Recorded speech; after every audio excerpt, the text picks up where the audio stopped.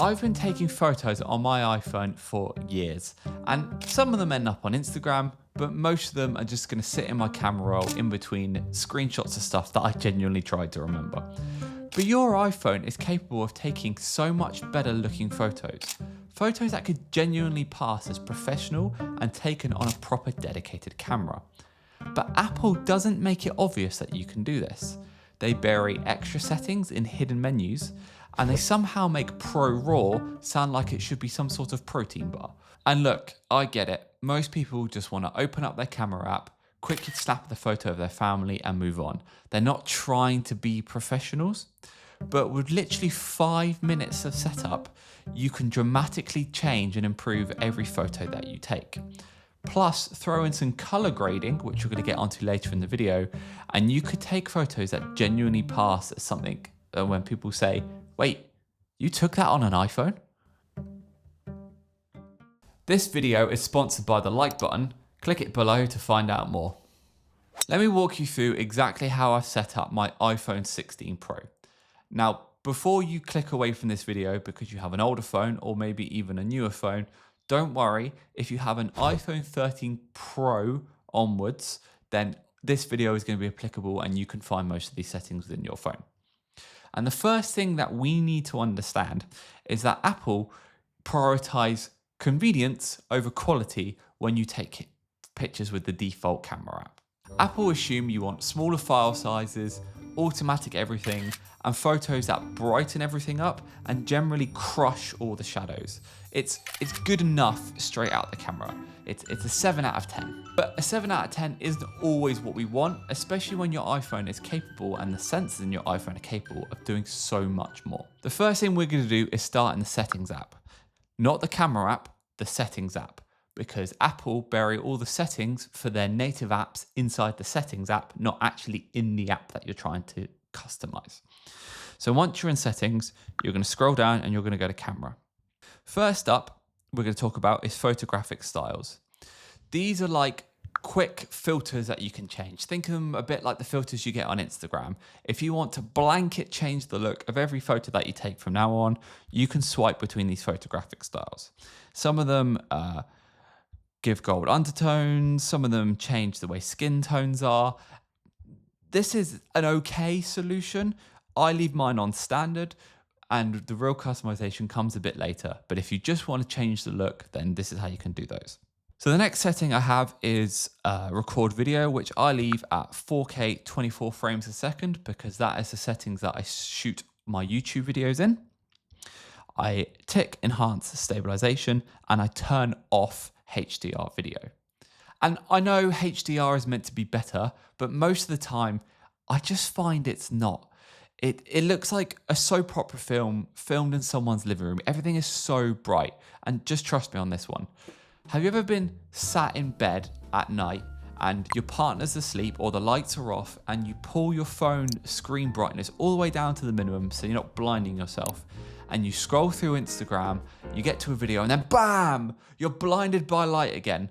That's because that video was filmed in HDR and Instagram assumes you want to view it in its HDR greatness, so it cranks up your brightness of your phone screen for you. So annoying.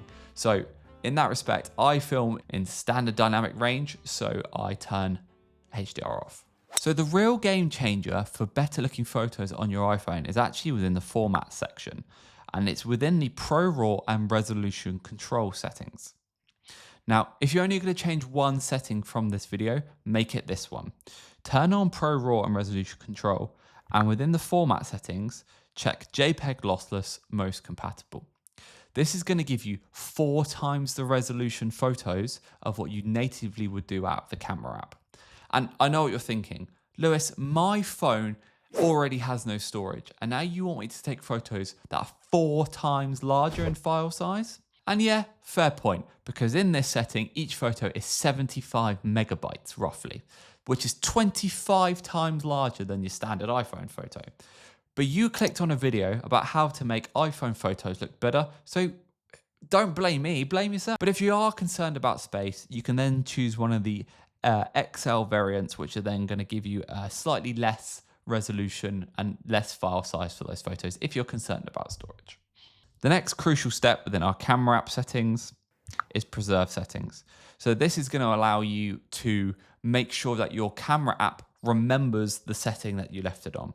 So I have camera mode turned on, creative controls turned on, macro control turned on, and everything else turned off. Under composition, make sure you turn on grid and you turn on level. This is going to give you an indicator that you can line up your shots for the rule of thirds, and level is going to give you an actual level on your phone screen to make sure that the photo you're taking is level and your phone is dead straight when you take that photo. Really handy to have. So now we're going to jump into the camera app. So you see at the top left here, you can see this HEIF badge. If you click this, this is going to allow us to change to RAW photos. So you can choose between RAW 24 or RAW 48 max. Although honestly, if you're going to shoot RAW, you might as well just go all in and go 48 megapixels. Now, when you do shoot RAW, you lose live photos. You can't have both. So for me, what I do is I always have my phone default to HEIF, meaning that I just take regular photos like the camera app does, and they are live. Quick family snaps or quickly taking a picture of a sign, something like that. I don't need RAW. But when I want to intentionally take a photo, I can open up the app, click in here, and I can turn on RAW. And this is where then I actually want to take a photo of something that I care about. I turn that setting on. Let's talk about what ProRAW actually does. So when you take a photo, normally, Apple does a whole bunch of processing before that camera then is saved to your camera roll. It can change skin tones. It tends to crush all the shadows as if shadows have never existed. It brightens everything up. It kind of boosts colors. It makes everything look over sharpened, and it's what they think most people would like as a default. It's most pleasing to most people. The problem is we might not want all of that. So when you shoot RAW, it actually strips out all of that processing and you get what's shown in the camera lens, what the camera lens actually sees and what it can capture. That's what you get as your photo. So they're gonna look a bit dull.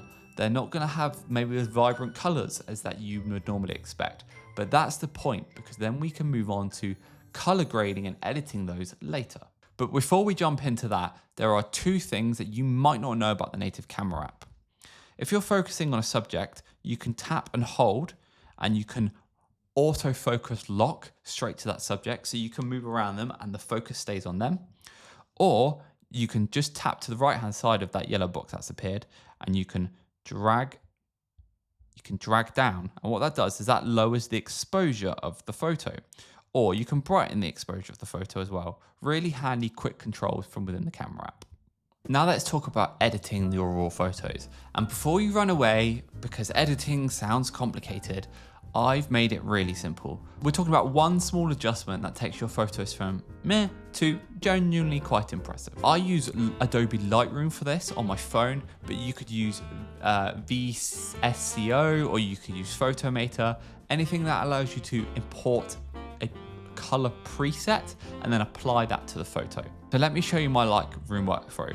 So I have imported this photo. This was a ProRAW photo that I took. And the one thing I do is apply a preset. So if I hold down on the phone screen, this is the before shot. This is the photo that came out of the camera taken in RAW. And as you can see, if I let go, I've now applied a color preset to change what that looks like.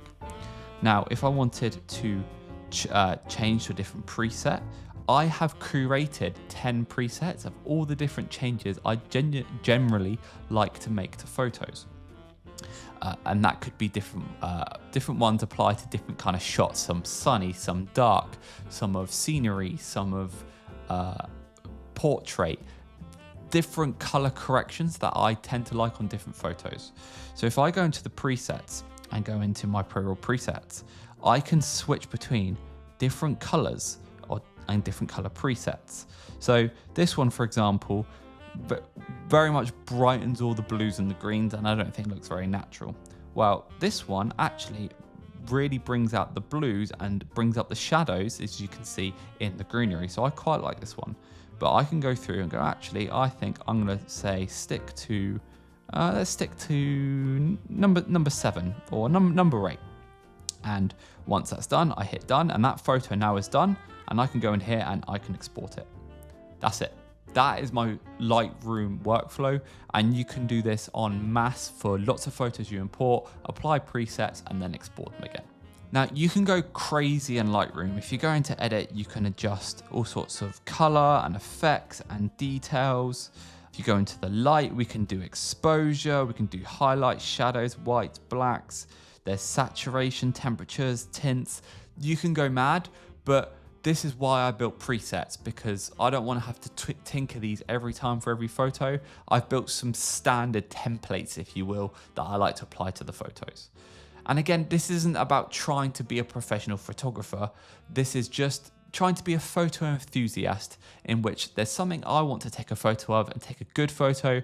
I shoot in RAW in the camera app, I pull it into Lightroom and just put a preset on it, and I'm done.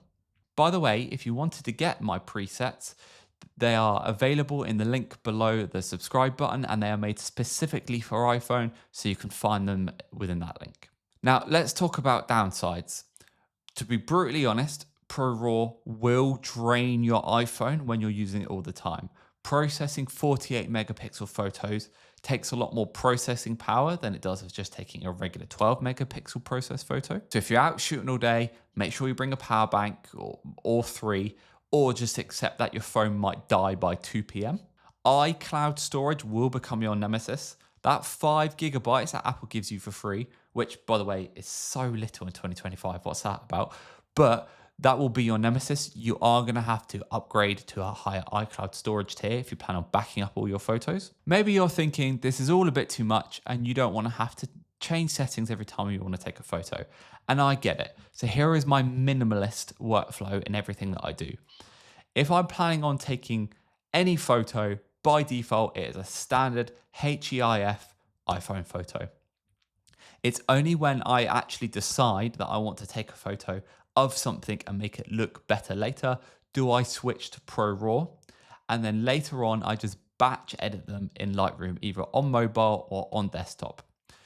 I don't by default have everything in ProRAW, and every photo I take, I edit. That's way too much. Again, we're photo enthusiasts trying to get the most out of our iPhone, not professional photographers. But I do leave on by default the level, and I leave the grid on for just better composition of every photo I take anyway. But who knows, you should just try ProRAW and see how you get on. You might actually find that once you slow down when taking a photo, you set up your composition properly, you make sure your photo is level, you nail that shot, and you go through and edit it in Lightroom, that you actually enjoy this process and take pride in taking better photos and just learn a new skill anyway. Or you might not, and that's fine too. Now you just know these settings exist, and knowledge is power, or it's the ability to take better photos of your dog. Otherwise, take care. Peace.